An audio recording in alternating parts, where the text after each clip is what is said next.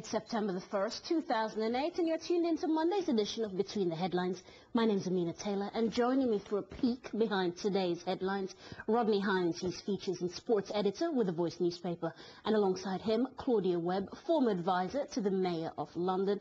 Folks, good to see you tonight. Good evening. Up for discussion, the images of abandoned homes and vehicles backed up for miles trying to escape a threatened city. Well, those helped to define the tragedy for New Orleans that was Hurricane Katrina. Flash forward 3 years, and a city that is just showing signs of recovery has once again been battered tonight by gale force winds and torrential downpours. The early press fears that the people of New Orleans will be left to their own devices, as some say they were in the case of Katrina, seems as yet unfounded. However, as well as being trying times for the people of the region, today's papers examine the fallout for the Republican Party, who are supposed to be having their convention this week. And the fallout from the credit crunch will not just be increased unemployment and lack of opportunities, but instead an increase in crime and racial tensions. More on this later on in the show, and we'll tell you the surprising quarters from which that comment came. And of course, whatever you'd like to add to this show, we've always want to hear from you. Contact us via our text message service. That number for you is +44 78 0000 8086. But let's have a quick look at what's making the headlines. The Times, they go with 1 million flee New Orleans and Hurricane Gustave. And they have at the bottom here a story that we'll be touching on slightly later on in the show. Darling's job on the line after recession blunder. Chancellor harmed by candid view of the economy. So say the Times. On the front page of the International Herald Tribune, they go with Hurricane Forces Convention Rethink. Festive occasion, they say, deemed inappropriate as Republicans seek to bolster McCain. And Germans put money ahead of Georgia. In Merkel's district, lost jobs outrank anger at Russia. And of course, being an American paper, they're leading pictorially, at least, with some of the images from Gustave there. Menaced by a huge storm, they say. New Orleans is evacuated. And finally, the Irish Times. Thousands flee New Orleans as Hurricane Gustave nears. McCain orders Republican convention to be curtailed. And report calls for referendum to establish Court of Civil Appeal. A very Irish story there. But we will be kicking things off with a look at Hurricane Gustave. It's a Category 2 storm at the moment. We're not sure if that means it's going to be downgraded further or actually we're just seeing the beginning of the worst. We'll keep you posted on that, of course. But the first edition of The Independent, they went with second time unlucky. 1 million flee as New Orleans braces for another vicious hurricane. Rodney, I know that as a newspaper man, you covered this heavily 3 years ago. Those devastated images, we had fathers, mothers, children being left to their own devices. The world kind of looked and wondered, how could this happen in a place like America? Are we worried that it will be more of the same in 2008? I think we are, but I think we hope also that lessons have been learned from 2005. I mean, I think you touched on one of the headlines there and the word unlucky was used. I mean, when I first heard that it was heading their way again, you think, how unlucky have these people been? Obviously, it can happen to anybody.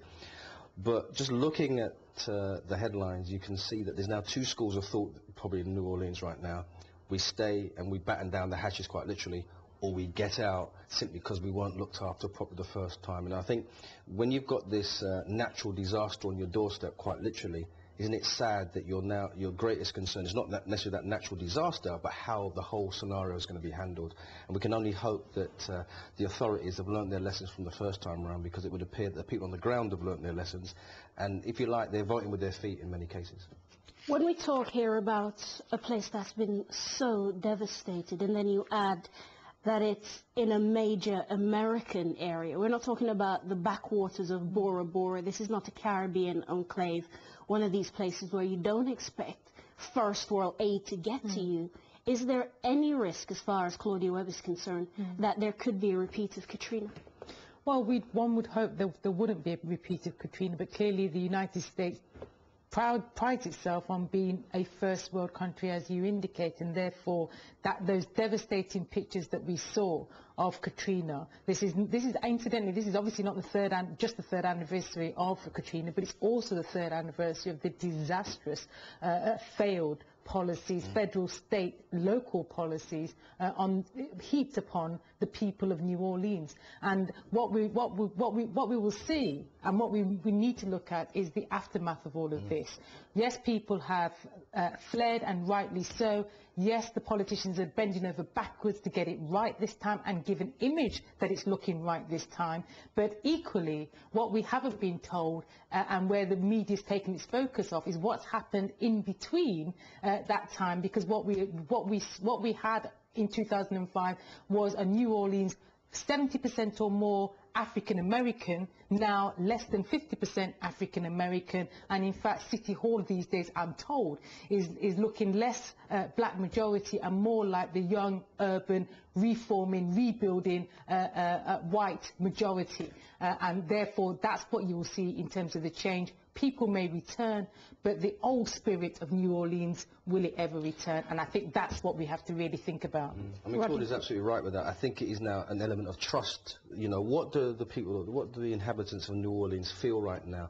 And you say quite rightly, what lessons have been learned? And the cynic in me tells me that the lessons haven't been that great. Well, let me give you an example of that. In the papers today, pages 4 and 5 of today's Independent, they say that on one side of the city, the levees are only 20% built. Now, I don't know how long it takes to put such a structural enterprise in place, but you would think 3 years on is adequate time. Absolutely. And you know, 3 years is a long time. It's over 1,000 days, for example. And the pictures that people like ourselves saw from a distance were horrific. And they do come back to haunt you, don't they? Never mind the people that are there. And you'd like to think that the authorities would have picked themselves up and done something constructive. And I think we're now in a situation where we're almost back to square one, because as I said earlier on, you know, looking between the headlines quite literally, people are now deciding, you know what, first time round, this didn't go well for us. And we put our faith and trust in the agencies and authorities to look after us, and that never quite happened.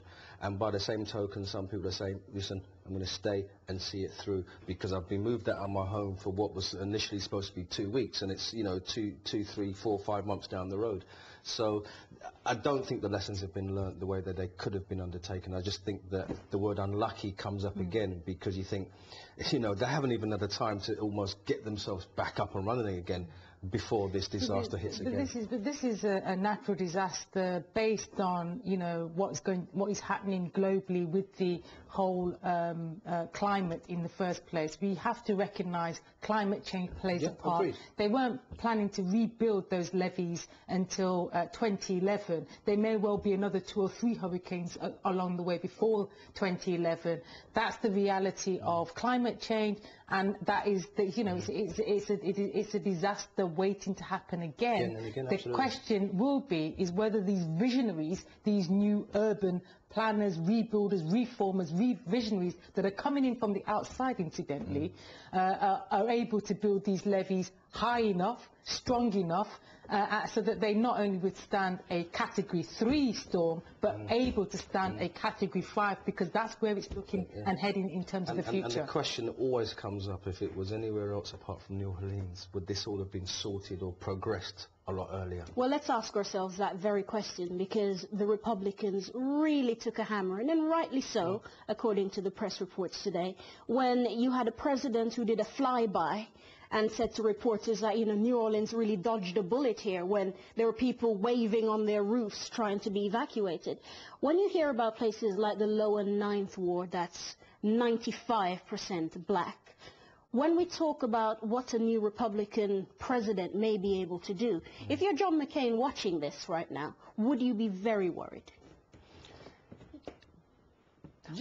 I mean, I think interestingly enough, because the demographics of New Orleans has changed since Katrina, people haven't arrived. 1 in 3 homes still remain vacant, and therefore the population and demographics has changed. Actually, the ground is fertile for for Republicans to come in, because the old, the people, the poor, the African Americans haven't come back in their numbers. But absolutely clearly there will be pockets and areas of New Orleans, like the precinct, like the 9th district, where African American businesses were thriving and will have to be rebuilt from the inside. But in reality, what we're going to see is a demographic change where the architects, the planners, the reformers, the builders will move in and they'll stay. And that will change the dynamics and politics of the region. 30 seconds on this, Rod. It's a difficult one for Republicans because, I mean, to be seen to be making political gain out of this progress might be seen as a negative, but at the end of the day, we're talking about humans who are going through the mill at the moment, so the Republicans need to do something.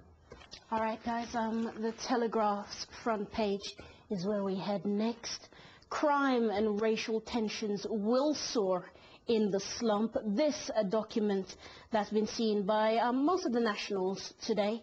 It's being sent from the office of the Home Office, led by Jackie Smith there, the Home Secretary, sent to 10 Downing Street after Gordon Brown ordered all the major departments to give an assessment, if you will, of how their particular section will suffer under the credit crunch.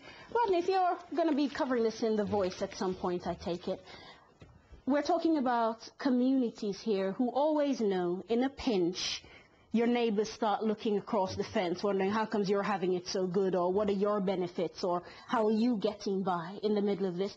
Was Jackie Smith wise to send it in such frank, candid language? I think she was, actually. I mean, at the end of the day, it's something that is rapidly approaching, or we're part of right now. I think what Jackie Smith has done is given us a real sense of the urgency of the scenario and the severity of the situation. I think bearing in mind the negatives that they're talking or suggesting may come out of credit crunch, etc., yeah, tell it as it is so people know where they stand, and then you take it from there. Claudia Webbe, we're talking more crime, fewer police, more illegal immigration, a rise in far-right activities. Isn't the Labour Party supposed to be telling us what they're going to do about it instead of saying this situation will further exacerbate these conditions? Well, to be fair to Jackie Smith, this is a draft document. We're told that it's leaked. We don't know That yet. happened to be seen by the Nationals. Absolutely. We don't know Very yet. careless bookkeeping. We don't know yet if Jackie Smith has seen it. She hasn't owned up to that fact yet. Notwithstanding that, however, very clearly the Labour Party, or the government rather, has to, before it can begin to solve a problem, it has to first acknowledge the problem. And I think what the Chancellor did over the weekend was, probably for the first time in frank terms, acknowledge that there was a problem. And I think, when you get to a public position like this, it means that Middle England has begun to feel the heat, notwithstanding the fact that those who have lived in poverty for some time have felt the heat probably 2 years ago, probably 12 months ago, and it's really Middle England that are now feeling it now, and therefore beginning to wake up. The country is beginning to wake up to the fact that there is a significant economic downturn. When there is economic downturn, the natural course of play, history tells us that there will be knock-on effects. There will be knock-on effects in terms of crime. Yes, there will be knock-on effects in terms of increased racism as people, challenge why have they got more than what we've got, how comes they've got better housing than we've got, and it's all about us and them, and it will take a strong government, it will take a strong country to ensure that the evil forces that emerge in these economic downturns don't emerge in people's everyday lives. Let me put something to you though, Rodney Hines. If you're on a ship and the captain comes on the tonneau and said, oh my gosh, we might be sinking, mayday, mayday, this doesn't inspire confidence, does it? That's what the papers are hinting at. What it does, if I'm on that ship, hopefully not the Titanic, is that I'm panicking. And as you quite rightly said, I think that whether it be leaked or otherwise, it would be marvellous if you could hear from the government, Jackie Smith, etc., some of the solutions to an obvious problem. And I think that's, it's all right hearing about the problem. But the next step now. Yeah, you need some light at the end of the tunnel. Yes. You know, because if you've got people in the obvious scenario that we're talking about, allied that to panic, I think that's a recipe for disaster. So I think now, whether it be leaked or otherwise, Jackie Smith and the government need to now step up to the plate and start producing some counterbalance to that. All right, guys. On page 7 of today's Financial Times, Egypt opens Gaza border, and the story is running a little bit late because if you've been watching Press TV today, you'll find out that there are times when the Rafah crossing was also closing, so it wasn't a permanent opening by any means, and in fact we're hearing that the border might just be closing right now, but more than 2,500 leave the Gaza Strip, and it's a goodwill gesture ahead of Ramadan, which kicks off today. Some of my colleagues here celebrating. We often hear about Gaza being the world's largest open-air prison, and Egypt on one side has been a way out, but this also causes tensions with the Israelis. Right now, because of the spirit of Ramadan, is this a wise move in international political circles? I think it is. I think it's a positive move. People are going across the border. Some people lots of people have gone over in a short space of time, and they're getting, in certain cases, the help and assistance that they need, whether it be medically or whatever. Bearing in mind it is Ramadan, I think it's a nice, positive move, and nice to hear something positive, in my view, from that part of the region, because sometimes it can be very, very negative. Pick up on that point there, Claudia, that normally the news we get out of that region is rather harrowing, and some people have Middle East fatigue. They hear Gaza, they hear Palestine, it's like mental block, they've moved on. How do you try and balance a story like this? Well, it's a difficult one, because on the one hand there is seemingly good news that there is a temporary opening, which allows some people, it's a bit like opening a can of sardines where people have been packed in, living on top of each other. And in a sense, it's a difficult one in that respect, but because what it also does is mask the fact that things haven't changed, that there is still fighting between Fatah and Hamas and so on, that there is still conflict within Palestine, that there is still conflict between Palestine and Israel, and that there is still a lack of a solution, and in a sense sustained interest from other countries. And there is a recognition here, I think, in this story, that actually those countries closest to the conflict have a big role to play in acting as a broker. And we haven't, in a sense, when you look at Western politics, foreign policy, they haven't done enough, I don't think, to recognize the strength and ability of those countries that are close to the problem in recognizing their role to be able to find a solution to the whole Middle East crisis. And of course, your comments and thoughts on this story, as always, more than welcome. We always try and read out some of our favorites here, at least have them running on a ticker tape at the bottom. All right, our final story, and do not be alarmed, it's a woman with a gun. Page 29 of today's Times. Democrats go gunning for Palin, as even her mother-in-law says she may vote Obama. What do we know about Sarah Palin still, Rodney Hines? Because the Democrats have sent all their best people down to do some dirt digging on this mother of 5. We know she's pro-life. We know she enjoys a moose burger. What else do we know? We know that her mother hasn't got too much confidence in her. It's been an amazing 72 hours, mother-in-law. It's been an amazing 72 hours for Miss Palin, because no sooner was she announced that we started getting the exciting stories. Not going to do that party much good, I would imagine. Seriously, you don't think this is a positive move for the Republicans at all? I'm not sure about that. Because the papers are in two minds. They're not saying, you know, what a maverick McCain is. Yeah. This is exactly the shot of political Viagra the party needed. It's a little bit of celebrity that comes along, and I'm sure we'll find out in the next 6 to 8 weeks exactly where it takes it. But for me, I don't think it's a positive move from them. You're a political animal, and emphasis on the political, not the animal there, Claudia Webbe. But whenever you put yourself up for high office, you have to be careful there are no skeletons rumbling around in that closet. If you were Mrs. Palin right about now, a very good move, Or things not quite right? Would you have kept a low profile and declined graciously McCain's offer? No, I think once you've put yourself up for public office, you've already made yourself a public figure. It's just the fact that she's been mayor of a very small area, for example, and she's, you know, her political history, by her own admission, has been short. You know, no less than 3 years, I think. Mayor of a city of a town or an area of 9,000 people.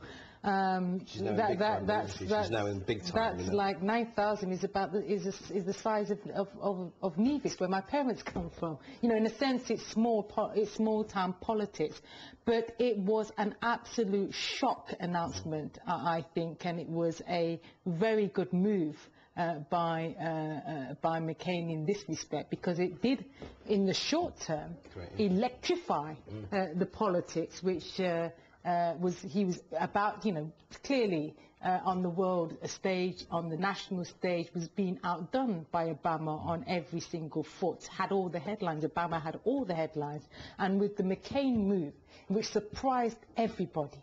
Every single body. You know, this was a real shot out of the dark. And however, I don't think it's can be sustained in the long term, because well, Rodney said the same thing. What I'm saying is that voters are very logical. Whilst they may be elated in the first instance, when in the long term, when people start to think about what they're actually doing, when people start to think about the reality that if McCain was to fall, that the next president of the United States will be a little unknown Sarah Palin. And I think when... We'll stop it right there, Claudia, because ye of little faith, they say. Well, guys, thank you for staying with us. Let me thank my guests. Tonight, there were Rodney Hines, features and sports editor with The Voice newspaper, and alongside him, Claudia Webbe, former advisor to the Mayor of London. And, of course, my props to you for watching. The repeat of this goes out at 23:34 and 3:34 GMT. Email your comments to us. It's bth@presstv.co.uk, or you can send us an SMS on +44 78 0000 8086, and we must remind you that messages are charged at your local operator rate. Well, I'm back for tomorrow's edition. Join me then, why don't you? Good night.